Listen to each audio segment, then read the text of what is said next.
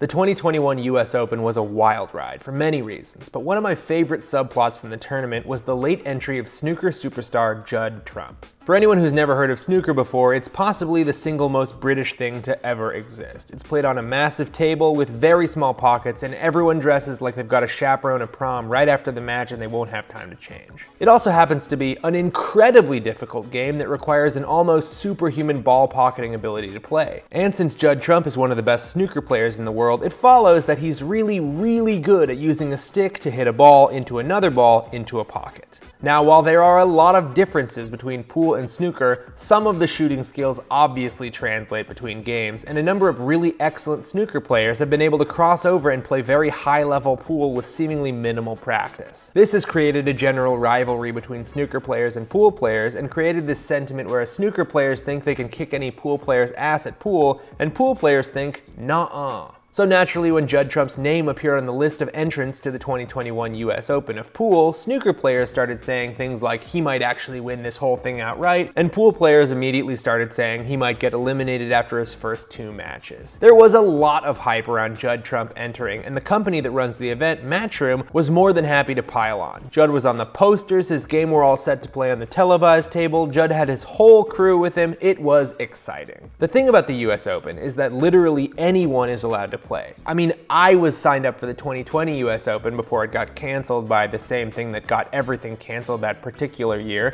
I am saying anyone is allowed to play. And since the draw is random, Judd Trump got put up against a guy named Joe McGee. Now, Joe seems like a great guy, but he wasn't exactly there to win the US Open, you know? The US Open, I feel, I'm entitled to a vacation. I can go down to Atlantic City and play in the US Open. I mean, what sport can you play against all the big guys? So I said, hey, why not? So Judd comes in, and once he got acclimated to the table, he put a beating on Joe McGee and won 9-0. Suddenly, the snooker crowd is starting to get a little louder, and the pool crowd is starting to get a little more defensive. Of course he won, they said. He wasn't playing against a professional. But 9-0 is a little hard to take. The next game, Judd came up against another amateur pool player, Juval Kumar Patel. Now, Juval Kumar hit some nice shots, including these two. He also wasn't sure. Look at this shot.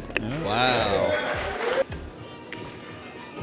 Right you are, Jayson. Good shot there. Nice shot. But once again, Judd used his superior ball pocketing skills to take down another match 9-2. So now snooker fans are starting to feel themselves a little bit, and that's to be expected. The snooker guy is cruising through pool guys, and it's starting to remind them of the times snooker guys like Ronnie O'Sullivan, Jimmy White, Steve Davis, and Alex Higgins came over to the US and cruised through Americans like they were running the New York Marathon. But Judd isn't like running rack after rack here. He's missing balls and having to come up with some really wild shots because he overruns position, the kind of thing you'd expect from someone who doesn't play a lot of pool, but can make almost anything on the table. And to Judd's credit, he's being really cool about it. It's not like he's walking around calling out the best pool players. He's playing his game, staying humble, and not really coming up against any professionals. As he advances to the 3rd round, he faces off against Abdullah Al-Shamari, who I couldn't find a lot of information on, but apparently he's got some pool skills. He actually wins the first game and puts a couple more on the string, but again, Judd Trump comes through and cleans up missed opportunities, hits some nice shots, and generally stays cooler under pressure, closing the match out 11-5 and winning his 3rd in a row.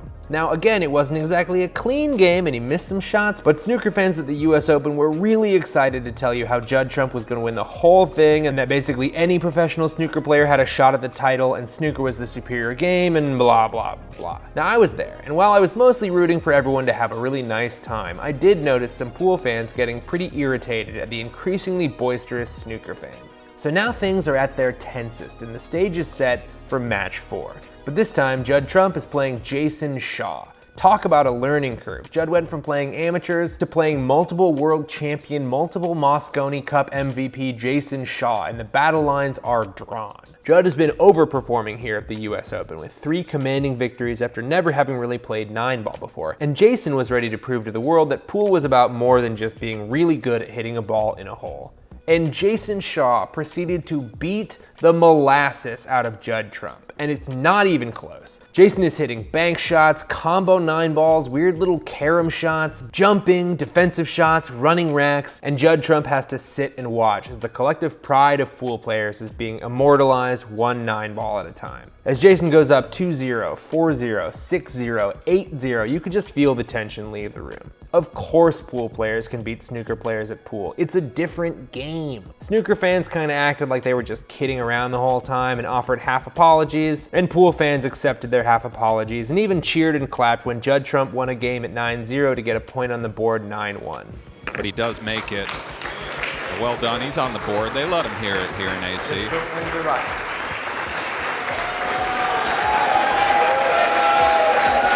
Ironic applause. Well done, Judd. Well done, mate.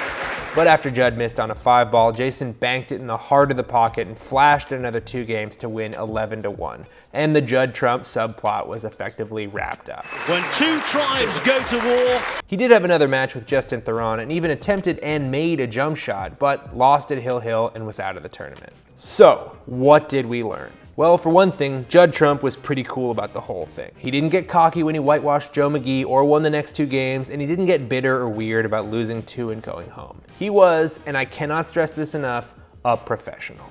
We also learned that pool is its own game with intricacies and can't really be picked up in a couple of months even by a master snooker player. Still, snooker is obviously a wildly difficult game, and pool players like me actually probably do have some sort of subconscious insecurity that maybe the game of pool is just an easier version of snooker. So Jayson just taking Judd to the woodshed was a really nice reminder of pool's uniqueness, and the uneasy snooker pool truce is back in place. At the end of the day, it's important to remember to just be cordial and respectful of each other's chosen games. Because, and I can't stress this enough, they're both just people using a stick to hit a ball into another ball into a hole.